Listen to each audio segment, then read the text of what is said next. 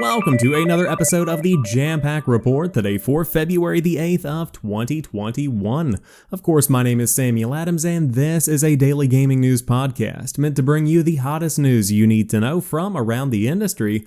Hosted on YouTube and podcast services around the world 5 days a week, it's your one-stop shop for everything you need to know. So if you enjoy the show and you like what you see, hit that subscribe button and keep coming back for more. But a very interesting story caught my eye over the weekend, and I wanted to talk about it on today's show. 343 Industries hints at a new place to play Halo the Master Chief Collection. Now, this story comes from the Halo Waypoint blog directed towards Halo insiders that get a bit of a taste of what is to come in the Halo Master Chief Collection experience. And they write, quote, "If all goes well, later this month or early next month is when we plan to roll out our next public flight.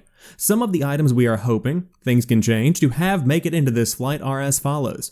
An FOV slider support for all Xbox One consoles, FOV slider no longer being locked when Xbox Series X and S devices are set to 120 Hz, additional control customization and key bindings, mouse and keyboard support for consoles, view model adjustments, and maybe a new place and way to play."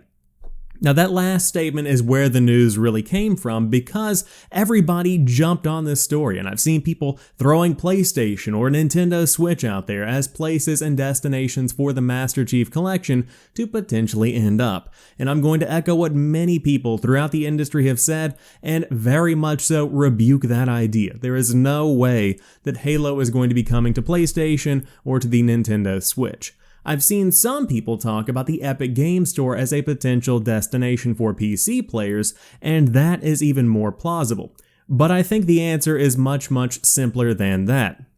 For a number of months now, we've been talking about the streaming experience, the cloud gaming experience that Xbox is bringing to the table with what was called Project xCloud, what is now called Cloud Streaming with Xbox, and it has a variety of other names at this point.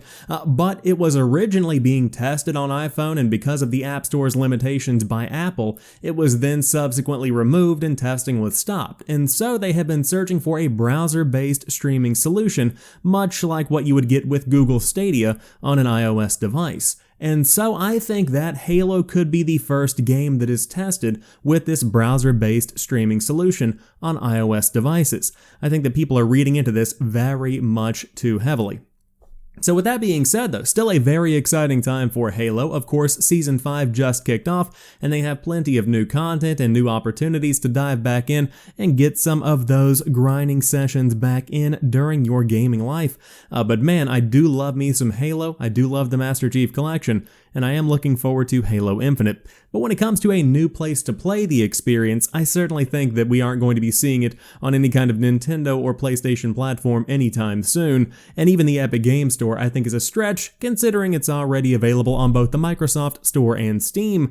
That's not necessarily out of the question by any means. But let's move over to another first-person shooter, Apex Legends, which has just celebrated its 2-year anniversary. I can't believe 2 years has already passed since that game launched.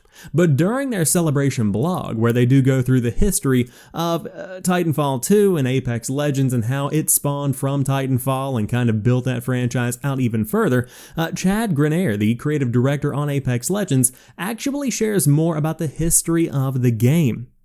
Of course, next month, the Nintendo Switch version of Apex Legends is going to drop. On top of that, work on a mobile version of Apex Legends is well underway. And then he writes, later this year, we will launch new ways to play the game that take us beyond Battle Royale, end quote. That is very exciting. Now back to Jordan Ramey's story over on GameSpot. He does tie this back to Season 5's PvE Quest setup that we did see introduced during that specific chunk of the game, but unfortunately, while that was very successful and players were very receptive to that kind of gameplay, the pandemic hit, and so work on Season 6 and 7 ended up having to be done remotely, and so that does change the dynamic of the team. Instead of introducing more quest-based content that did add some more lore to the game and did bring that PvE element into Apex Legends, they pivoted and they've ended up doing these comic strips that have also been received very well from the community. But it seems that as the world begins to regulate, as vaccines begin to roll out, and as people begin to get used to working from home, more of this kind of PvE setup is going to be on the way. So I highly recommend checking out Jordan's post over here on GameSpot. On top of that, you can find the entire write-up about the history of Titanfall and Apex Legends. It's a very, very good read, if I do say so myself. But the future of Apex Legends is bright. Out of all of the battle royales that have come, Apex Legends still brings something unique to the table. Of course, Warzone has come and taken the world by storm, with of course the name Call of Duty really driving it to popularity. But on top of that, Fortnite still continues to do well, and there are a plethora of other ones. But Apex Legends has outlasted ones like Hyperscape, one from Ubisoft that came out, and many others like Ring of Elysium comes to mind. And I think that it does have a good bit of mindshare in the community. So we'll see where it goes, but I'm looking forward to seeing what the future of Apex Legends has in store, and hopefully a Titanfall 3. Would love to see that become a reality. And to round out today's show, Resident Evil's movie reboot is going to premiere on Labor Day weekend. We now have a time frame for when we will see this new movie come to light. This is still being made by the same production company, Constantine Films, that made the original Resident Evil movies, but the new cinematic universe reboot will, according to writer and director Johannes Roberts, go back to the original first two games and recreate the terrifying visceral experience he had when he first played them, while also telling a grounded human story about a small, dying American town that feels both relatable and relevant to today's audiences. According to producer Robert Pulzer, the film will, quote, explore the secrets hidden in the walls of the Spencer Mansion and Raccoon City, very much so tying into those first couple of games, and there is plenty of potential here, especially with the fresh mindshare that Resident Evil 2 and 3 have in the minds of players, and of course, the minds of players are pretty much the same as the minds of moviegoers who want to see a Resident Evil film. Now, we have the entire rundown of the cast. Of course, you have Kea Scodelario, I believe I said that correctly, will star as Claire Redfield, while The Flash's Robbie Amell will play as her missing brother Chris. Yvonne Jogia of Zombieland Double Tap fame is Leon Kennedy, Tom Hopper from the Umbrella Academy is virologist Albert Wesker, and Neil McDonough of The 100 is leading T-virus scientist William Birkin.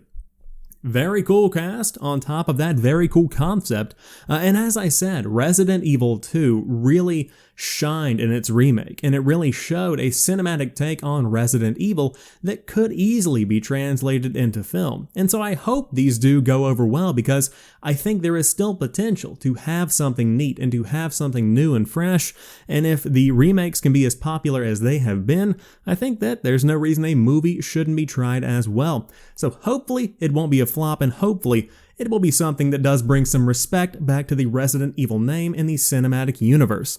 But that rounds out today's episode of the Jampack Report. If you enjoyed today's show, drop me a like down below and let me know what you thought about everything we talked about here today, but specifically, where do you think the Master Chief Collection could end up if their projects for the flights stay on track? Would love to hear your take. But until tomorrow, you guys have a fantastic rest of your day. I'll talk to you soon, and peace.